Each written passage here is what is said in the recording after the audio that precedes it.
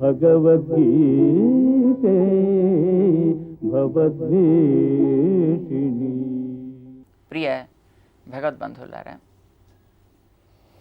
శ్రీరామాయణంలో రావణాసురుడు చాలా గొప్ప వేద పండితుడు అంటారు. ఆయన ఎంత బాగా వేదం చదువుకున్నాడో హనుమంతుడు లంకానగరాన్ని సందర్శించినప్పుడు ఎక్కడ చూసినప్పటికీ కూడా వేద హవనాలు, వేదమంత్ర ఘోష, ఆహా లంకంతా మారుమోగుతోంది అర్ధరాత్రి పూట కూడా అని అంటాడన్నమాట. రావణాసురుడికి ఉండేటువంటి వేద విజ్ఞానాన్ని గురించి వివరిస్తూ మన వాళ్ళు ఇప్పుడు ఈ రోజుల్లో వేదం చదివేటువంటి వాళ్ళు ఏదో ఒక కాండం చదువుతారని అనుకోండి. ఆ కాండంలో ఏ ఏ ఏ ఏ భాగాల్లో ఏ ఏ మంత్రాలతోటి అది ఆరంభమైందో అవన్నీ కూడా ఒకచోట ఒక చిన్న చిట్టాగా రాస్తూ ఉంటారు. అలాగే ఏదైనా ఒక పన్నం అవగా అందులో మంత్రాలని ఒక చిన్న చిట్టాగా రాస్తూ ఉంటారు. ఈ చిట్టాలన్నీ ఆయన రాసినవంటారు.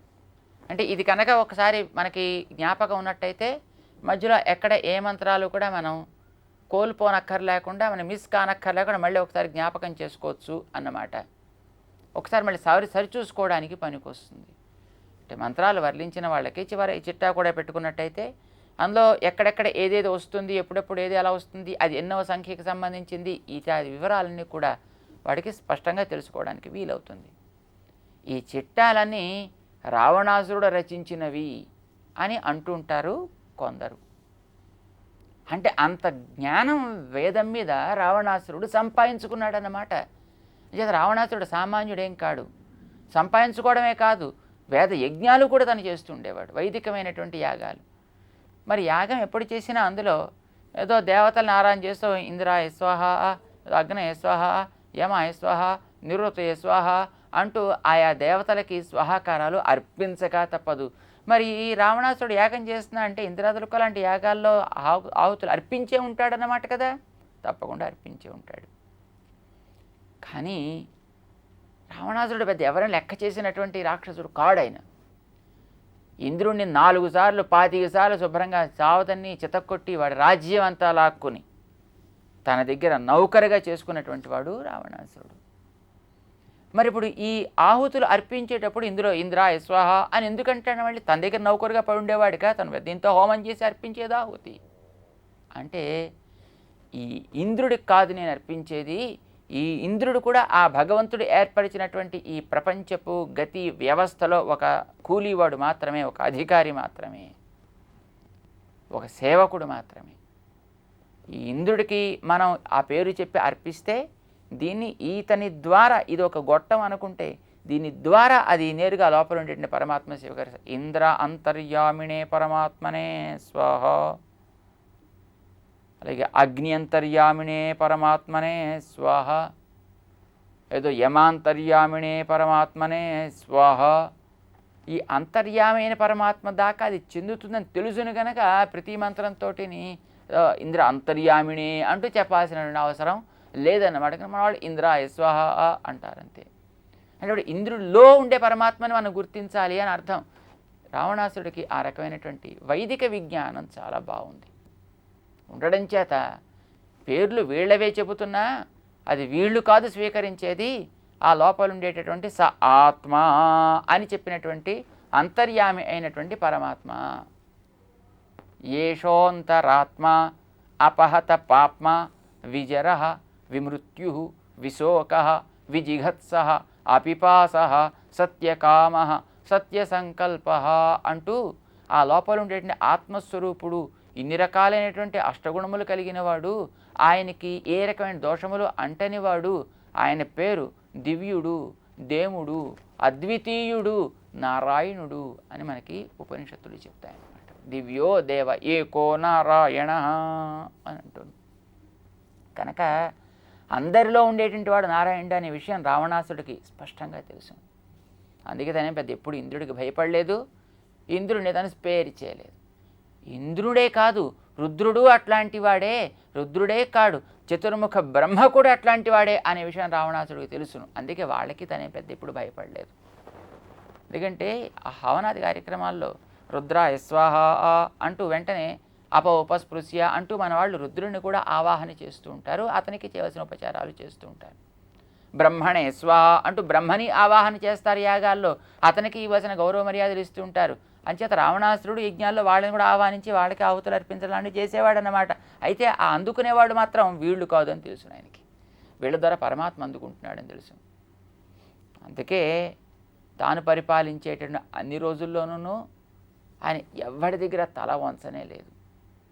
ఎవ్వడిని కూడా తన పెద్ద లెక్క పెట్టనే లేదు. ఆయనకి ఇవ్వాల్సినటువంటి ఆహుతులు మాత్రం వాళ్ళ ద్వారా ఆయనకి పెడుతున్నాయి కనుక బస్ ఆయనకి మాత్రం తన తల వంచి ఉండేవాడు అయ్యి ఉంటాడు. మిగతా వాళ్ళు ఎవరికి తల వంచలేదు. ఎప్పుడైనా బ్రహ్మ పేరు చెబితే వేదం చదువుకుంటూ కూర్చునేటటువంటి ఆయనకి నేను భయపడేది ఏమిటయ్యా అనుకునేవాడు. నేను తపస్సు చేస్తే ఆయన కూడా ప్రసన్నుడై దిగి వచ్చి నాకు వరాలు ఇచ్చినవాడు, నన్నేం చేస్తాడు అనుకునేవాడు రావణాసురుడు. రుద్రుడి పేరు చెబితే ఆ రుద్రుడికి ఈయన ఎప్పుడు భయపడలేదు. ఎందుకంటే తన యొక్క తపశ్శక్తి చేత, తనకుండేటటువంటి ప్రావణ్యం చేత తాను ఆ కైలాసగిరిని కూడా కదిపి శివుణ్ణి కూడా తాను సంతోషింప చేసుకున్నవాడు. ఆయన పెద్ద లెక్క ఏమిటి కనుక భస్మం పూసుకుని తిరుగుతూ ఉండేవాడు. ఆయనకి ఎప్పుడు భయపడలేదు. ఇక ఇంద్రుడు పెద్ద లెక్క ఏమిటి కనుక ఎన్నిసార్లు వాడిని చావబాదని చితక్కొట్టాను, వీడా నాకు లెక్క. రావణాసురుడు ఇలా అనుకున్నవాడు. అందుకే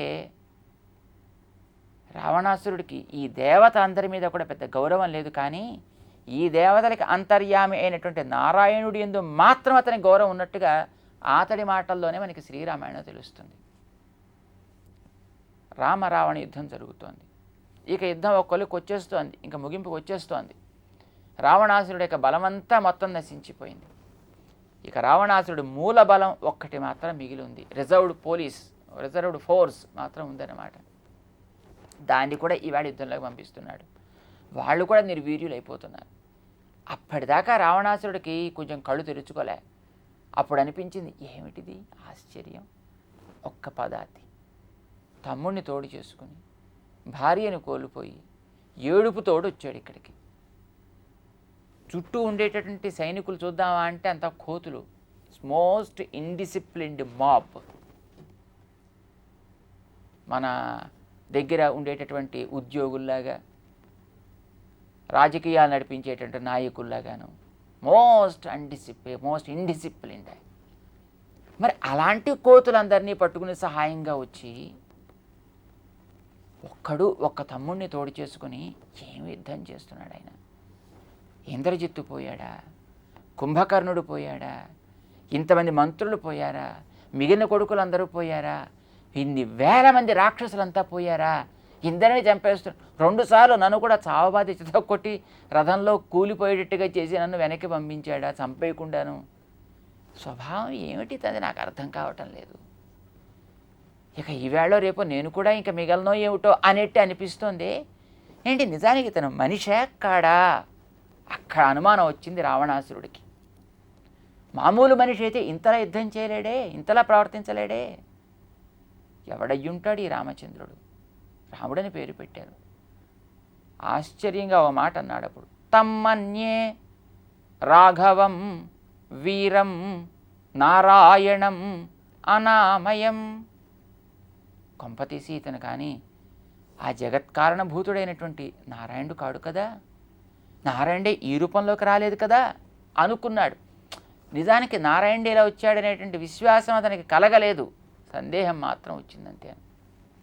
అతని మాటల్ని బట్టి చూస్తే ఆయనకి వేద ప్రతిపాద్యుడైనటువంటి, వేద సారభూతమైనటువంటి, సర్వవేదముల చేత సర్వవేద అక్షరముల చేత ఏ పరమాత్మ అయితే ప్రతిపాదించబడతాడో, వేదంలో ఉండే వేదాక్షరాణి యావంతి పఠితాని ద్విజాతిభి తావంతి హరినామాని కీర్తితాన సంశయ అని అన్నట్టుగా సమస్త వేదముల్లో ఉండే ప్రతి అక్షరము కూడా ఏ శ్రీహరిని చెబుతుందో, ఏ శ్రీమన్నారాయణ చెబుతుందో ఆ శ్రీమన్నారాయణుడు అనామయుడు. ఆమయం అంటే వ్యాధి లేక రోగం లేక చెడుట. అనామయం చెడనివాడు అంటే ఏ స్థితి చేత, సృష్టిలో కానీ స్థితిలో కానీ ప్రళయంలో కానీ ఏ సందర్భంలో కూడా తన యొక్క ఉనికికి భంగము లేకుండా ఉండగలిగేటటువంటి వాడు అనామయుడు. అలాంటి వాడు ఒక్కడే ఆయన పరమాత్మ లక్ష్మీనాథుడైనటువంటి శ్రీమన్నారాయణుడు. కొంపదీసి ఈయన ఆయన కాదు కదా, అలాంటి వాడు ఇలా ఎందుకు వస్తాడు ఇక్కడ అని వెంటనే అనుకున్నాడు. సరే చూద్దామంటే మనాడు మళ్ళీ యుద్ధానికి బయలుదేరాడు ఆయన. మనలో సందేహం అయితే వచ్చింది. అంటే రావణాసురుడి యొక్క మాటల్ని బట్టి ఆయనకి వేద సారభూతమైనటువంటి పరమాత్మ తత్వం ఏమిటో తెలుసును అని మనకి అనిపిస్తుంది అతడి మాటల్ని బట్టే. అయితే ఆయన ఆ నారాయణుడే రాముడే అవతరించాడని ఋషులందరికీ తెలుసును. కానీ అది రావణాసురుడికి తెలియదు. అందుకోసమనే రామచంద్రుడి యొక్క సొత్తును కూడా తాను అపహరించేటటువంటి ప్రయత్నం చేశాడు. నిజానికి రామచంద్రుడే నారాయణుడు అని కనుక తెలిసి ఉంటే రామచంద్రుడి జోలికి తను వెళ్ళి ఉండేవాడే కాడు, రామచంద్రుడు వెళ్ళి తను సేవించి ఉండేవాడు కూడా. ఎందుకంటే వేదసారమైనటువంటి పరమాత్మని సేవించాలని తెలుసును ఆయనకి. అందుకు తను చేసేటటువంటి వైదిక యజ్ఞాల్లో కూడా ఇంద్రాయ స్వాహ అన్న ఇంద్ర అంతర్యామైనటువంటి ఆ శ్రీమన్నారాయణకి చెందుతుంది. యమాయ స్వాహ అన్న యమ అంతర్యామై ఆయన తెలుస్తుంది. రుద్రాయ స్వాహ అని అన్న ఆ రుద్ర అంతర్యామైనటువంటి ఆ శ్రీమన్నారాయణకి చెందుతుంది అని. బ్రహ్మణే స్వాహ అన్న బ్రహ్మాంతర్యామైనటువంటి ఆ శ్రీమన్నారాయణ దాకా చెందుతున్న విషయం అతనికి స్పష్టంగా తెలిసి ఉంటుంది అనే విషయం అతని మాటల వల్ల మనకి స్పష్టమవుతోంది. అందుకే అతను అంతకాలం ఎన్ని రకాలుగా ఇబ్బంది పెడుతున్నా ఈ దేవతలందరినీ చేయవలసిన క్రమంలో వైదిక యజ్ఞయాగాది క్రియాకలాపాలు చేసుకుంటున్నాడు కనుక ఎవ్వరూ అతను ఏం చేయలేకపోయారు.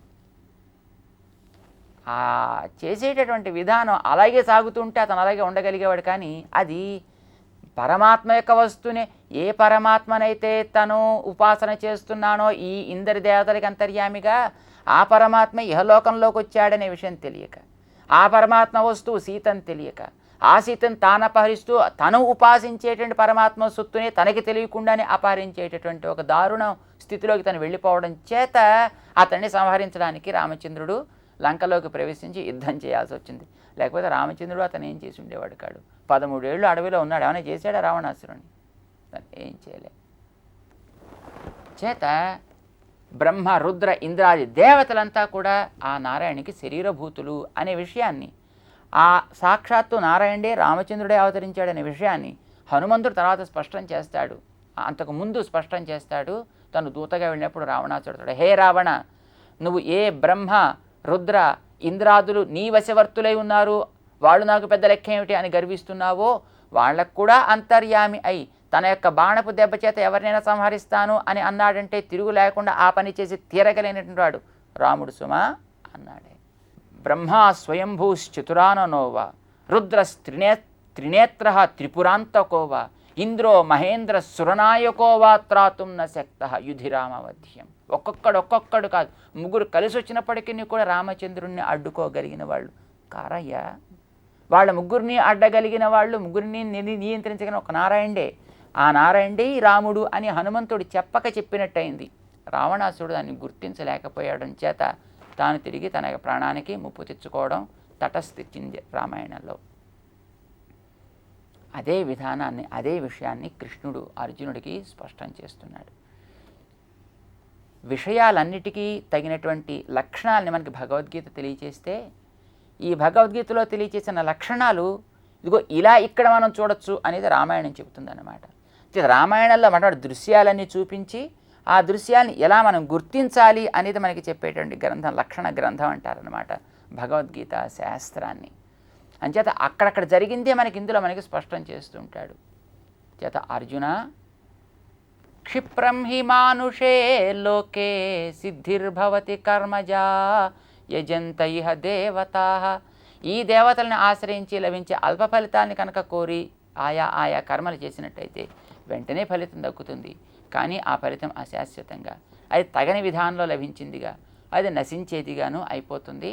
వాళ్ళు మళ్ళీ కర్మబంధంలో చిక్కుకొని తిరుగుతూ ఉంటారు. దీనికి ప్రధానమైన కారణం వాళ్ళలో ఉండేటువంటి కోరికలే.